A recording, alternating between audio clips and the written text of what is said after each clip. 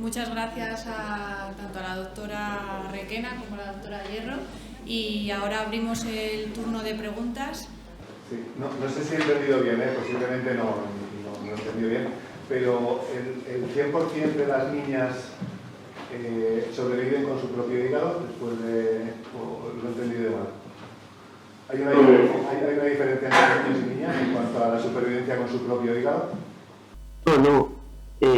Lo que pasa, o sea, cuando un niño tiene, ¿me oyes? Cuando un niño tiene enfermedad hepática, da igual que sea niño o niña en su evolución.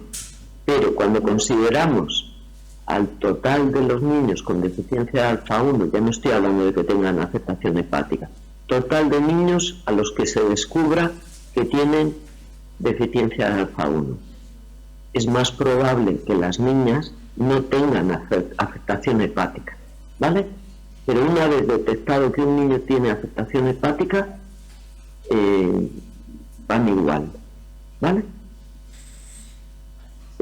No sé si me expliqué bien, si no se lo... Exactamente, es que lo había entendido mal yo, y me llamaba la atención, ¿no? Porque entonces habría que estudiar por qué había esa diferencia, pero no, estaba yo equivocado, No, claro que hay una diferencia, es correcto lo que dices. Si esta enfermedad hepática es más frecuente en varones, es por algo. Y además se ve en todos los países. Pero ese algo no sabemos qué es. Cuando son adultos, siempre se atribuye el predominio de varones en una enfermedad a que beben alcohol, a que tengan más obesidad. Pero en el caso de los niños, o al efecto de la testosterona, por ejemplo.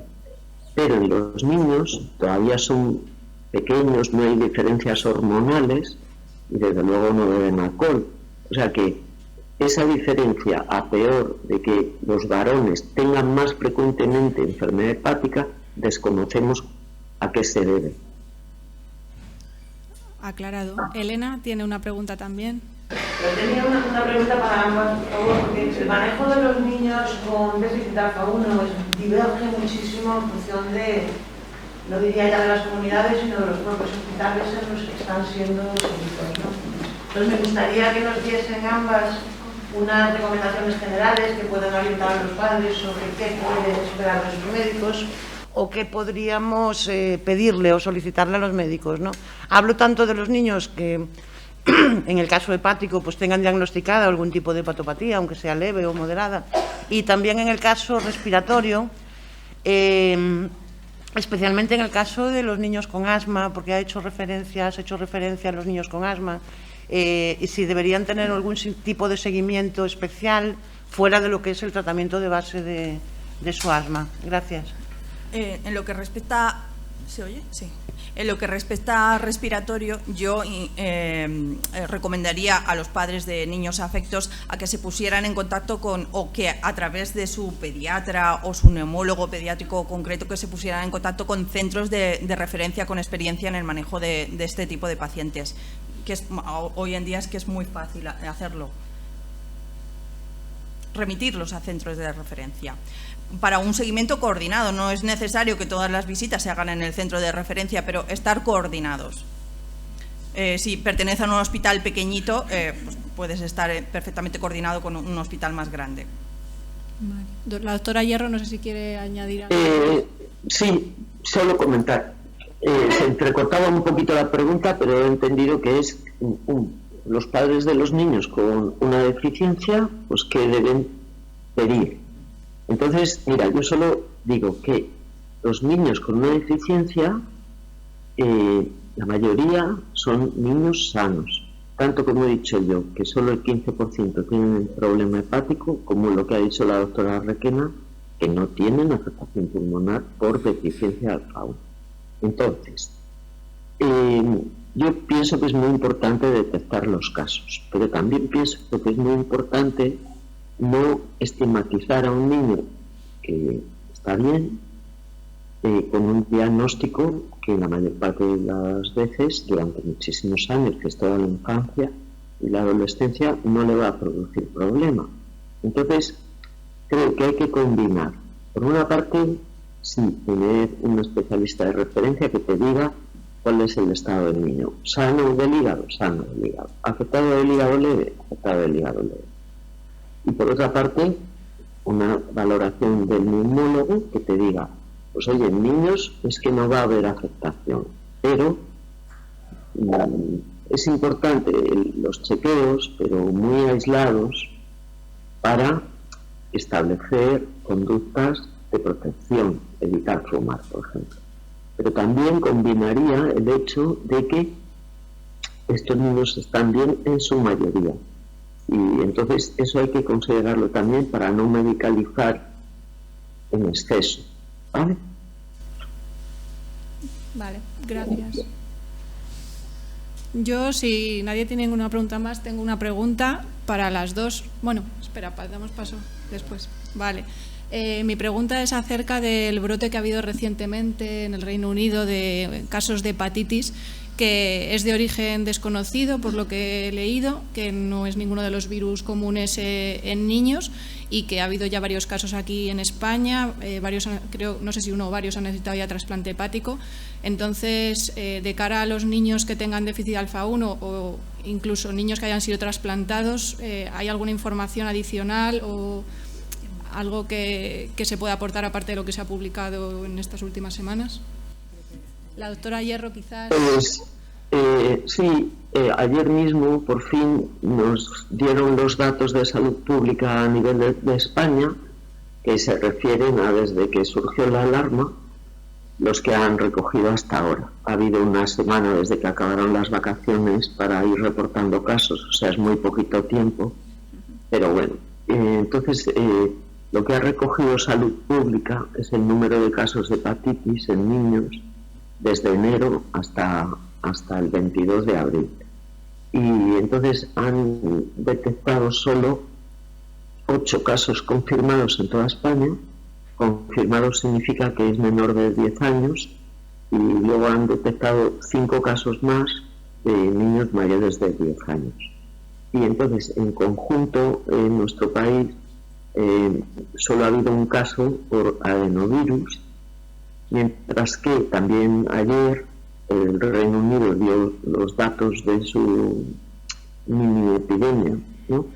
Y entonces han recogido en Inglaterra 108, y de esos casos solo 48 tienen el estudio completo, y el 77% de los casos son adenovirus.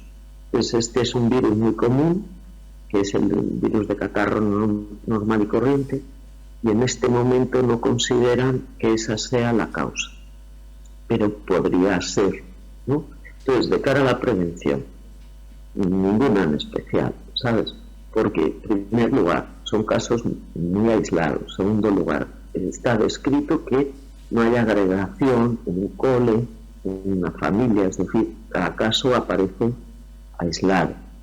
Y incluso si hay virus, lo que han visto en Inglaterra es que la cantidad de cultivo es muy baja, y los especialistas en enfermedades infecciosas saben que lo que puede pasar es que de muchos niños que tengan adenovirus, solo algunos niños desarrollan una respuesta inmunológica excesiva, y esos son los que a lo mejor están teniendo hepatitis. Entonces, en resumen, las medidas que hemos tenido para el COVID, mascarilla, lavado de manos, que ahora se va a quitar se ha quitado ya la mascarilla, son la higiene normal y recomendable para una situación como esta, sabiendo que en España no se puede, porque han visto los datos que ha habido desde el año 2016 en hospitales, no hay ninguna variación del número de casos respecto a años anteriores, por lo menos de momento,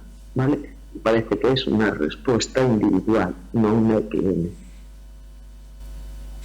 De acuerdo, gracias. Era sobre esto. Vale. ¿Y alguna, así en general, tanto para niños que tengan medicación propiamente por el déficit de alfa 1, como para, separamos los dos escenarios, y para los niños trasplantados que toman medicación con inmunosupresión, a largo plazo los efectos que puede tener la medicación sobre otros órganos ¿Nos puede dar alguna información si puede afectar al sistema renal? ¿Cómo intentar minimizar esos efectos secundarios? Sí, mira, un trasplante, desde mi punto de vista, es una solución fantástica, porque se hace trasplantes solo a los niños o a los adultos cuando están muy graves. O sea que es la forma que permite sobrevivir.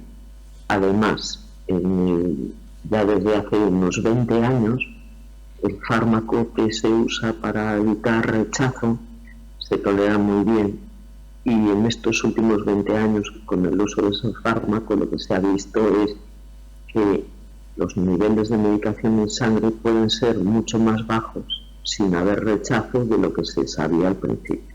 Entonces, la evolución de un niño trasplantado tomando inmunosupresión, que es un medicamento habitualmente que se llama tacrolimus, en primer lugar, así, en forma general, no va a tener más catarros que los niños de su edad, no va a tener más diarreas que los niños de su edad, no va a tener más pulmonías que los niños de su edad. Es decir, aunque tenga inmunodepresión, en términos prácticos no le causa un aumento de infecciones mayor de lo normal. ¿En qué se nota la diferencia? Solo en algunos problemas que son minoritarios.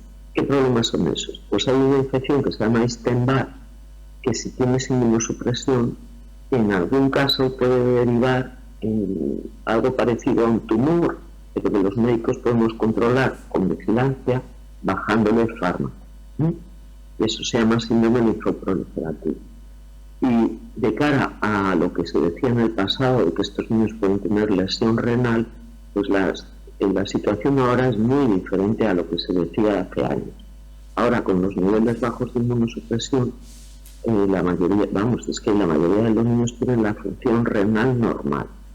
Lo que pasa es que cuando se habla del conjunto de trasplantes hepáticos, hay algunas enfermedades de hígado que añaden enfermedad renal. Y solo en esas, que no es la alfa-1, a largo plazo puede haber más afectación renal cuando se combina además la que tienen de base con los fármacos inmunosupresores. Entonces, yo te diría que en resumen, no solo el trasplante les salva la vida, la mayoría de las personas sobreviven y además la calidad de vida es excelente. Y el riesgo, hay riesgos de complicaciones del hígado, de estenosis y de todo eso, pero que por la inmunosupresión afortunadamente no vemos una gran repercusión, sobre todo atendiendo a la situación actual de niveles bajos en sangre. Vale, muchas gracias, doctora. Sí, dígame. ¿Ha escuchado, doctora? La pregunta es si hay algún estudio piloto para tratar a los niños con células madre. Pues en mi conocimiento no lo hay, pero hay algunos de estos estudios que se han hecho en algunos hospitales que empezamos a oír de ello, pero la tecnología de las células madre es que en este momento es muy cara y entonces cada vez que se organiza un protocolo, un ensayo, pues empieza probándose en 2 casos y no está publicado en lo que yo he podido ver de literatura. Entonces, no digo que no se haya hecho, pero tanto la transferencia de gen normal como la célula madre en la alfa-1, en experiencia publicada no tenemos ninguna, y es posible que se haya hecho, pero todo se va probando en un número tan reducido de pacientes que en este momento científicamente no te puedo decir si es eficaz o no. Gracias. Elena. Sí, era simplemente ampliar un poco la pregunta de Marta, refiriéndome al Luzodiol. Es decir, el mantenimiento durante muchos años del tratamiento de los niños con hepatopatías con el ácido, con el Luzodiol, supongo que no hay datos, ¿no?, sobre posibles efectos secundarios o cómo puede incidir en los niños. Sí. Porque están tomando altas dosis, vamos. La pregunta va encaminada al tratamiento prolongado con el ácido ursodesoxicólico en niños, si hay datos de cosas que puede acarrear a largo plazo. Pues mira, el ácido ursodeoxicólico, todos los médicos consideramos que es un fármaco muy útil porque mejora mucho los análisis o los normaliza, no solo en la alfa 1, sino en muchas enfermedades de hígado. Para un médico siempre es mejor, y para todos es mejor que si en lugar de 150 de transaminasas tienes 70, aunque no sea normal, y así todo. Sin embargo, cuando se han estudiado muchas enfermedades hepáticas tratadas con ursodeoxicólico, parece que no cambia el pronóstico a largo plazo, ¿vale? ¿Por qué? Porque los casos severos no dejan de aparecer casos severos, ¿vale?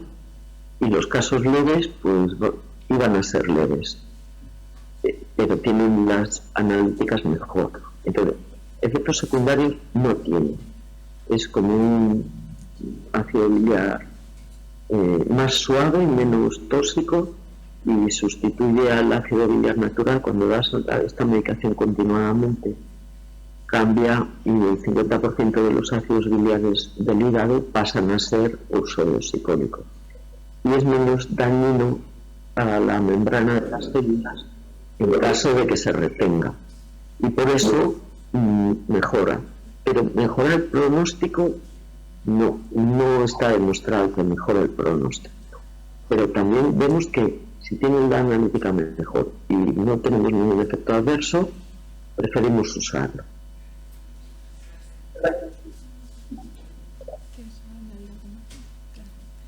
¿Alguna pregunta más? No sé si en el chat hay alguna pregunta. Nada. Pues nada, muchas gracias a las dos ponentes. Yo creo que se han aclarado muchas dudas y realmente ha sido muy interesante. Muchísimas gracias. Muchas gracias. Hasta otra.